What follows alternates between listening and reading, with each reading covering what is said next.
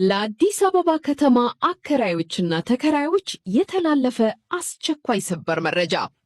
የከተማ አስተዳደሩ በከተማዋ ፍትሃዊ የሆነ የመኖሪያ ቤት ኪራይ ቁጥጥርና አስተዳደር ስርዓት ለመዘርጋት ባወጣው አዋጅ ቁጥር 1320/2016 መሰረት ከባለድርሻ አካላት ጋር ዝርዝር ውይይትና ጥናት ካደረገ በኋላ ለአዲሱ የ2019 በጀት ዓመት የሚውል የ11.5 በመቶ የቤት ኪራይ ዋጋ ጭማሪ መፍቀዱን በይፋ አስታውቋል።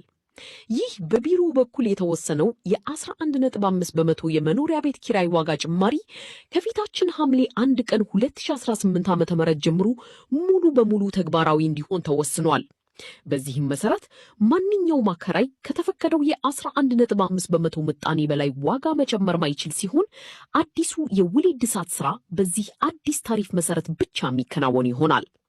የቤቶች ልማትና አስተዳደር ቢሮ ለሁሉም የክፍለ ከተማ አስተዳደሮች በላከው በዚህ ጥብቅ መመሪያ ላይ እንዳሳሰበው የሚከተሉት ድርጊቶች በሕግ የተከለከሉ በመሆናቸው በክትትል እርምጃ ይወሰድባቸዋል።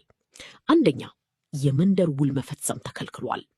በቢሮ ከተመዘገበው ይፋዊ ውል ውጪ በልዩ ሁኔታ ወይም በድብቅ የመንደር ውል ተብሎ የሚፈጸም ማንኛውም አይነት ስምምነት ሙሉ በሙሉ የተከለከለ ነው።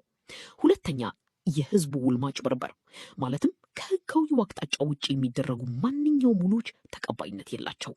ሶስተኛ፣ በጋራ መኖሪያ ቤቶች ወይም ኮንዶሚኒየሞች አካባቢ የሚደረጉ ማንኛውም ህገወጥ ውሎች በህግ የተከለከሉ ናቸው። ቢሮ አክሎም ይህንን መመሪያ ጥሶ ህገወጥ የመኖሪያ ቤት ውል ይዞ በሚገኝ በማንኛውም አከራይና ተከራይ ላይ ጥብቅና አስፈላጊው ህጋዊ እርምጃ ይወሰዳል ሲል አስጠንቅቋል። ተመልካቾቻችን ወቅታዊና እውነተኛ የሪል ስቴት መረጃዎችን በፍጥነት ለማግኘት ቪዲዮውን ላይክ እና ቻናላችንን ሰብስክራይብ ማድረግ እንዳይረሱ። በሚቀጥለው መረጃ እስክንገናኝ ድረስ ሰላም ሁኑ። እናመሰግናለን።